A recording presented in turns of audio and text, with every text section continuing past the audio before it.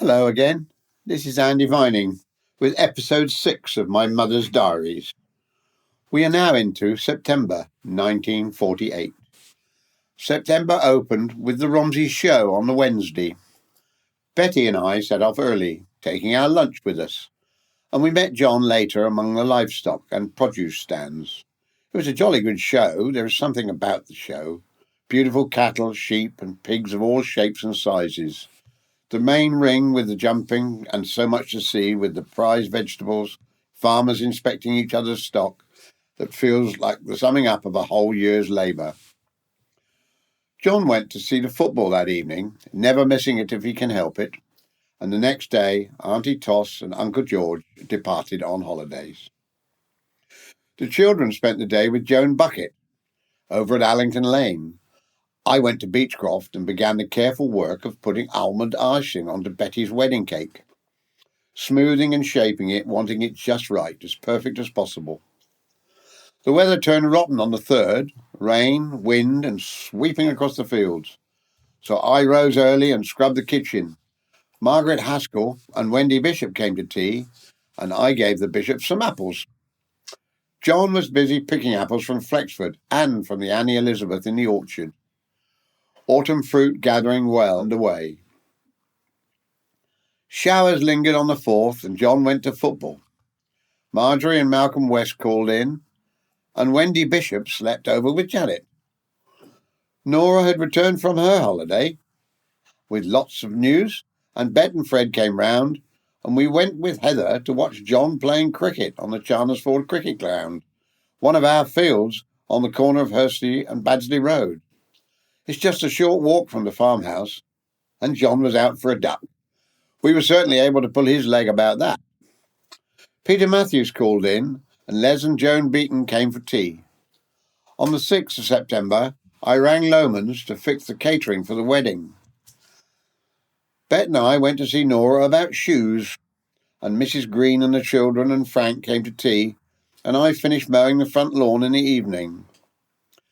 John went to Salisbury Market and sold some of our heifers.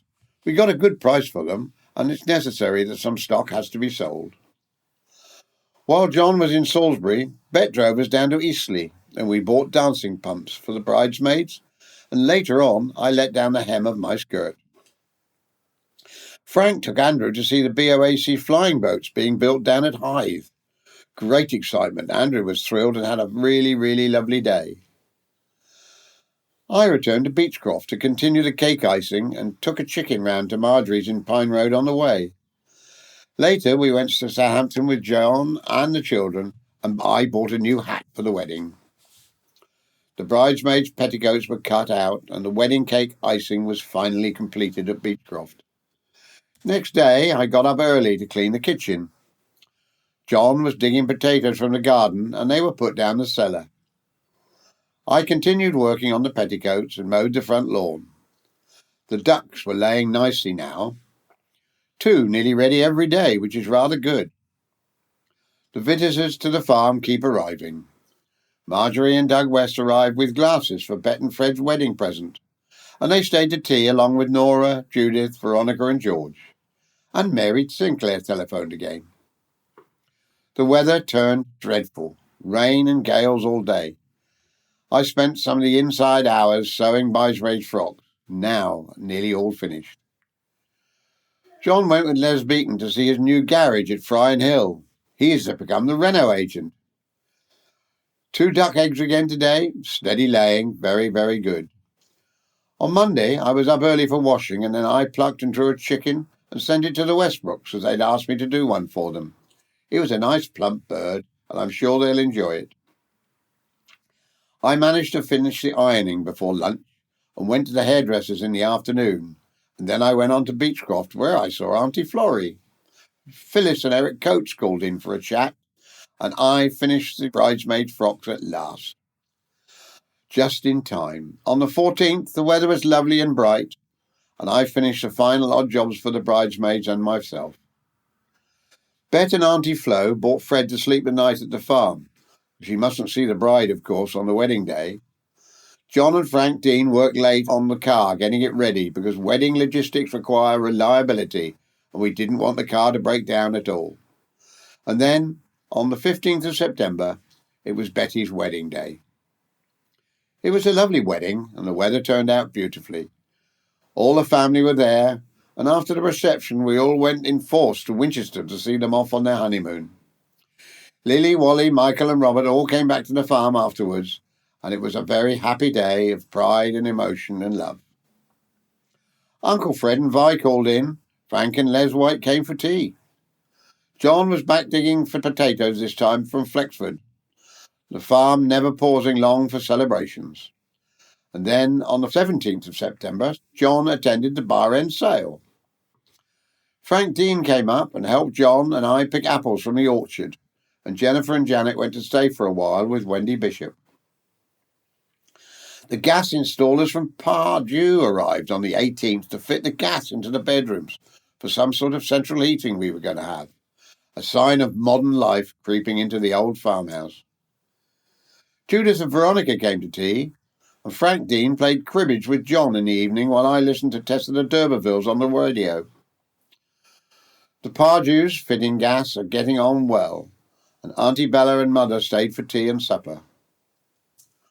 Sometime during the night I suffered a bilious attack and felt very out of sorts the next day, so I went to bed early. Unusual for me, but the next day I was up early again for washing, dried and ironed before lunch. I cut the front lawn, and John was getting second-cut hay at Flexford. Late work to secure what hay we could get before the weather really closed in on us again. I peeled the plums we had picked and bottled 12 jars. On the 21st, I went to school to help with the dancing. I met Mother and Flo on the way home. John attended his Growmore meeting in Fair Oak, and I spent the evening mending and darning. Then, on the 22nd, we had our first frost, and unfortunately it killed all the dahlias and begonias. Such a sudden end to their lovely colour in the garden. Nature seems to be so cruel sometimes. I washed the white paintwork in the hall, and Mother and Bella came for tea. Later, we went to supper at the Coates in Southampton, and they told us about St. Proba's School in Salisbury, where their son Peter was going to attend. We brought back an armchair Phyllis Coates gave us and put it in the living room. I did a little more gardening, and Margaret Haskell came for tea. Bet and Fred returned from their honeymoon, full of stories, and they'd had a wonderful time. Then, on the 24th, we went to tea at the Hoskins up Hursley Road. Bet and Fred called into the farm, and I got the book and ordered bulbs from Two Goods Plants, already thinking towards spring and wishing the winter away. The front garden was getting messy by this time, weeds pushing through everywhere. John went off to football and then on to the flicks, and on Sunday we went with Brett and Fred to Churchbrook Farm to have a look round. It is a very, very nice place indeed. The girls went to Nora's, Heather to Beechcroft, and Andrew came with us to Churchbrook Farm, and we enjoyed our day out immensely. We were not late getting back, as Mr. and Mrs. Hoskins and Uncle Rothaway were coming for tea. Next day I was up early for washing, as South & Co. arrived at 9 and started work in the kitchen. They took down the wall over the fireplace to replace the burnt beams that we'd had, and they were to be replaced with cement ones. Dust, noise everywhere, but a big job that had to be done properly, as there's always the fear of fire with the wooden beam there.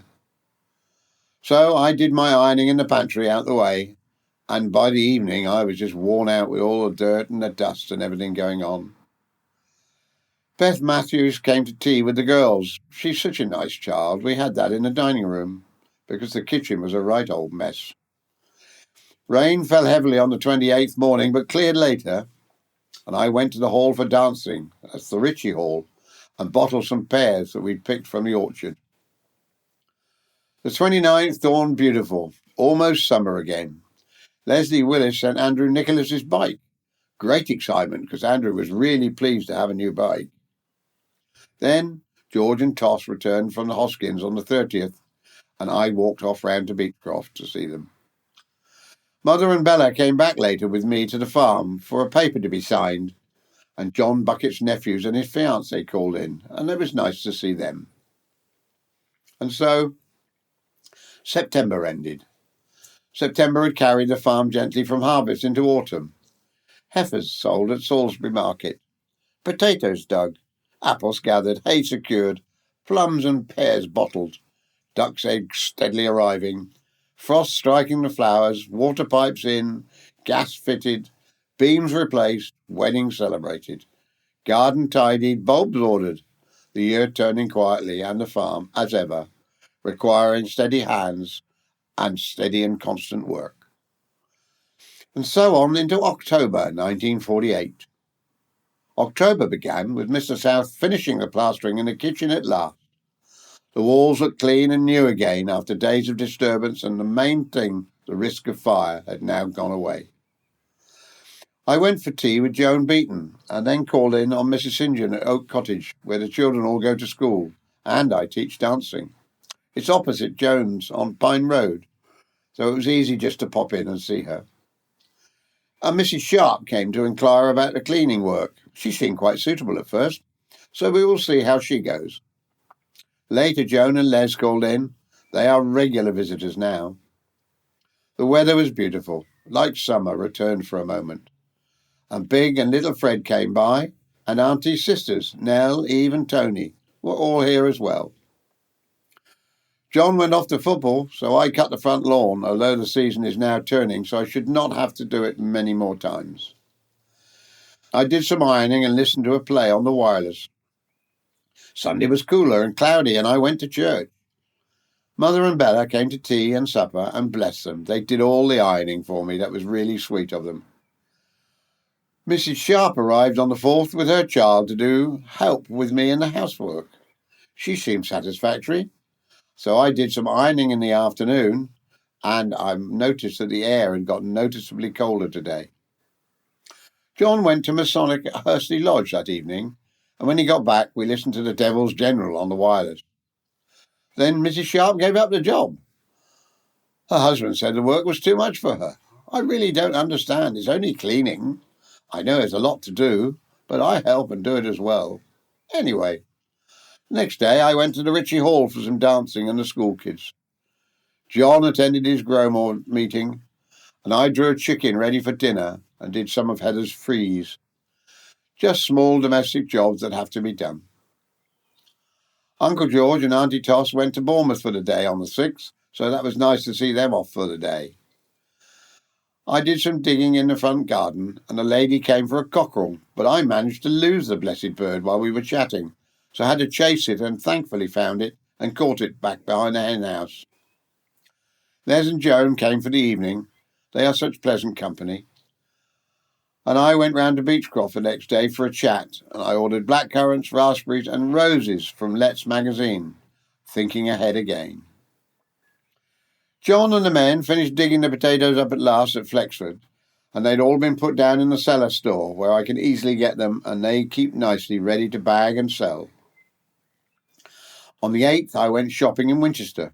Jennifer needed vests, Andrew new cords, Mother and Bella looked after the children, and that evening John and I went to Eastleigh to see Quiet Weekend at the Flicks, a lovely evening out and a very good film.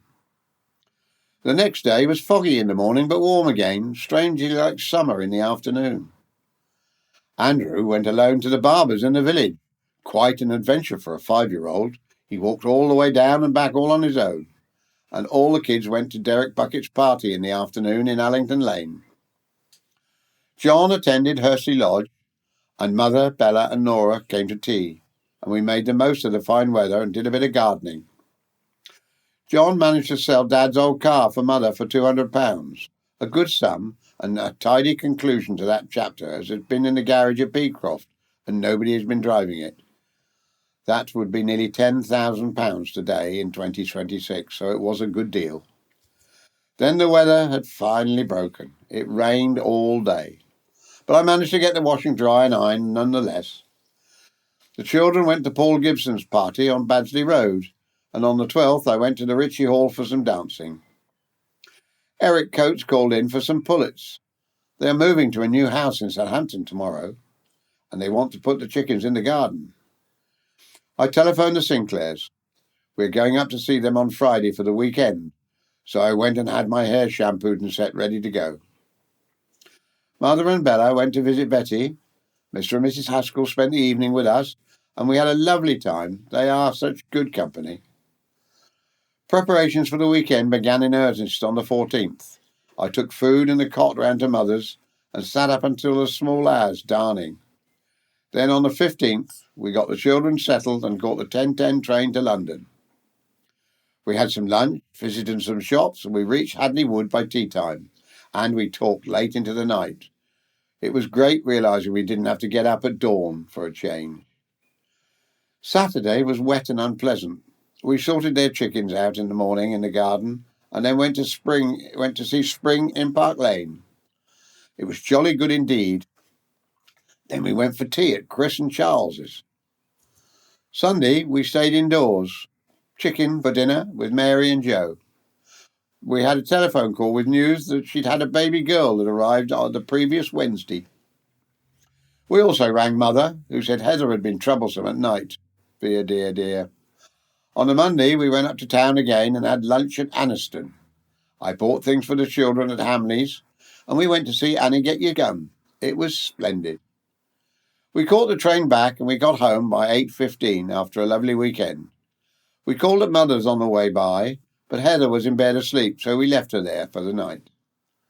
The next morning, I walked to Beechcroft to fetch her, and the children came as well, all home for lunch, and I did the ironing in the evening. Bill Cummins, our tractor driver, is ill and off work, which puts a lot more work on John, so it saw John busy driving a tractor for some days while Cummins was unwell. I took Bet's bicycle to the train station and left it there for her arrival. We had dinner out with Joan and Les and went back to their house afterwards for a thoroughly pleasant evening. John was drilling oats, the autumn sowing well underway, and the ground has all been prepared very well. I planted a few forget-me-nots, and Joan brought a frock round for me to try on. It was lovely, but it was a little too tight, and I didn't feel like altering it. On the 22nd, Candy, our little dog, came into season, so we have to be careful with her, as I don't want her having any puppies yet. I planted more in the front garden and fetched some plants from Beechcroft. Betty telephoned, and we had a good natter. Mother and Bella went into Southampton to see Pirates of Penzance and had a good time with that. It was a very good show, they said. The weather turned lovely again, and the Baisley family came for tea. And Mother and Bella came for the evening, and John went to football, and then on to the pictures again. We planted forsythia in the front garden, and some wallflowers too. The weather was still nice, but getting colder, and the next day it then turned miserable. So I bought the washing in dripping and hung it on the rack in the kitchen to dry. In the afternoon I polished all the brass and silver, and it all looked absolutely lovely. It was very cold tonight, and it was a very frosty the next day. I went dancing at the Ritchie Hall with the children, and walked up to the village and bought a coat for Mary's baby. John was drilling wheat at Flexford, and in the evening he went to the Gromore Club in Fair Oak, while I did the ironing. The 27th brought another frost, and Janet went to sleep at Jane's, and I planted some Madonna lilies in the garden. I then washed and ironed my striped dance frock ready for Friday. On Thursday, Joan looked after Heather for me, while Mother, Bella and I went to see The Red Shoes, another super film. There are some lovely films on at the moment. On Friday, though, it was the grand NFU ball in Romsey. Joan and John Bucket, Joan and Les Beaton, all went with us, and a jolly good time was had by all. It was a wonderful evening. The next day, John was cleaning the combine drill all day, and in the evening he gave me a break and cooked supper for us all, and he later drove Mother and Bella home. It certainly made a change for me not having to cook. And so the month ended, with Joan and Les here again for the evening. Really good friends now.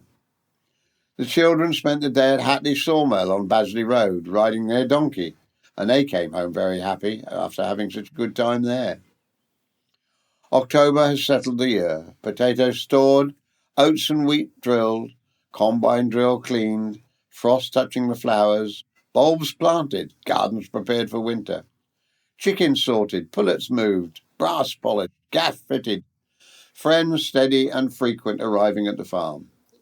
But the farming is getting quieter now. Milking still goes on, but so nothing is ever still. Thanks for listening, and I hope you'll be here for me next week as we go into November and Christmas and all that has to offer. Thank you for listening.